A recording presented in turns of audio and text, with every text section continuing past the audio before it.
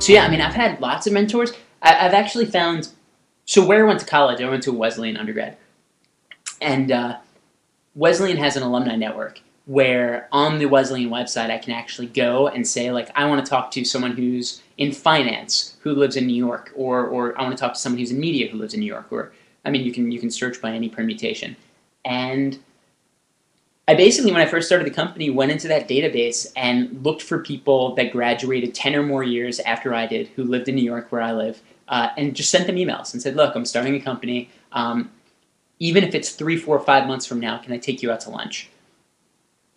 And people, sometimes they literally wouldn't meet with me for 3 or 4 or 5 months.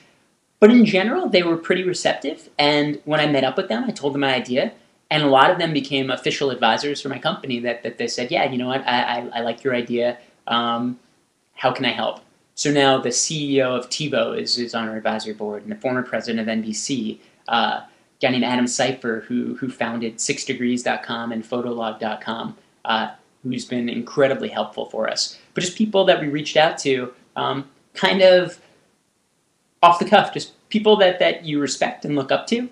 Just try to find their email address. And one of the things that I found is if you're scrappy, if you know the organization someone works at and you know your name, you can Google around and you can usually kind of crack the code for that email. So it's like if you want to talk to someone at Fox News, if you find their name and you toy around with like first letter of first name and last name, or first name dot last name, pretty soon their name comes up, and just shoot them an email and say, hey, look, I really admire you. I'd love to meet up with you. I'd love to get your advice on something I'm working on.